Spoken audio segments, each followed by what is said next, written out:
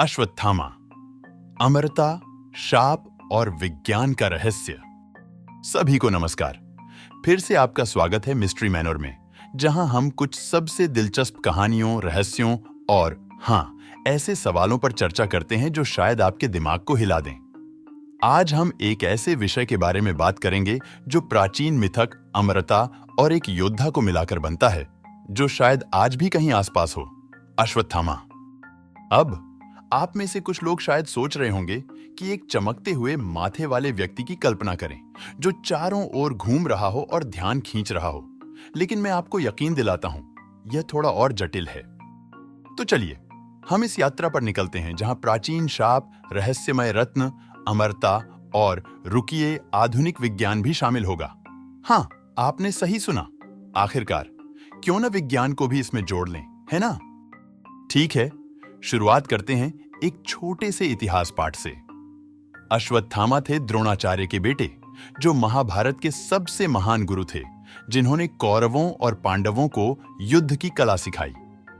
अश्वत्थामा कोई साधारण योद्धा नहीं थे, वे दिव्य अस्त्रों के मास्टर थे, और अगर कोई वेपन्स फॉर डमीज किताब होती तो शायद उन्होंने उसकी भूमिका लिखी होती। वह महाभारत के भीषण युद्ध में भी शामिल थे, और जब उनकी सेना हार गई तो उन्होंने पांडवों के 5 सोते हुए बेटों को मार डाला। अब यहीं से यह कहानी और भी दिलचस्प हो जाती है। अश्वत्थामा को कृष्ण के शाप का सामना करना पड़ा, जो उन्हें शापित करके अमर बना दिया, ताकि वह सदियों तक पृथ्वी पर दुख भोगते रहें। अब बात करते हैं अमरता की। यह बहुत ही दिलचस्प है। अमरता जैसे बाकी कहानी में दिखता है, ऐसी अमरता नहीं है, जैसे कि कोई फाउंटेन ऑफ यूथ से पीकर पा लेता है या किसी विज्ञान प्रयोग के सफल होने से मिलती है। अश्वत्थामा की अमरता की कीमत बहुत भारी थी। उसे शापित किया गया था कि वह पृथ्वी पर चिरकाल तक दर्द में अकेला और पीड़ा भोगता हुआ घूमे। अब आता है रहस्यमय रत्न। हाँ, अश्वत्थामा के माथे में एक रत्न एम्बेडेड था, जो कहानियों के मुताबिक उन्हें अमरता और युद्ध में अजेयता देता था। कल्पना कीजिए, एक रहस्यमय रत्न।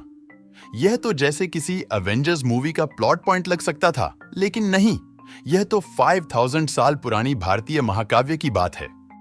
लेकिन एक ट्विस्ट है। जब अश्वत्थामा को शाप दिया गया तो कृष्ण ने वह रत्न उनसे छीन लिया। क्या वह रत्न उनकी शक्ति और अमरता का स्रोत था, या फिर यह सिर्फ एक चमकीला ब्रह्मांडीय गहना था जिसका ज्यादा प्रचार हुआ था? इसका निर्णय आप पर छोड़ता हूं। अब इस कहानी को 21वीं सदी में लाते हैं, क्योंकि आज के युग में अमरता सिर्फ कथाओं का हिस्सा नहीं है। यह अब विज्ञान कथा बन चुकी है, और शायद अब यह कुछ और नहीं बल्कि विज्ञान है। टेलोमियर की बात करें तो क्या अमरता हकीकत बन सकती है? कुछ जानवरों में, जैसे टेरिटॉप्सिस डोहर्नी, वह जेलीफिश जो कभी नहीं मरती। क्या इंसान कभी इसका राज जान सकता है? अगर ऐसा हुआ तो शायद अश्वत्थामा को इस जेलीफिश से कुछ सलाह मिल सकती थी। तो आपके हिसाब से क्या अश्वत्थामा आज भी पृथ्वी पर घूम रहा है, शायद एक अच्छे कैफे की तलाश में? और क्या हमें अमरता का पीछा करना चाहिए, या फिर हमारे जीवन के सीमित समय में कुछ और कीमती है? अपना विचार नीचे कमेंट्स में जरूर बताइए, और इस रहस्य को और सुलझाने के लिए सब्सक्राइब करना ना भूलें। अगली बार हम शायद स्थायी यौवन का राज खोलें, या फिर यह पता करें कि सोमवार के दिन को कैसे थोड़ा धीमा किया जाए। तब तक जिज्ञासु बने रहें और सवाल पूछते रहें।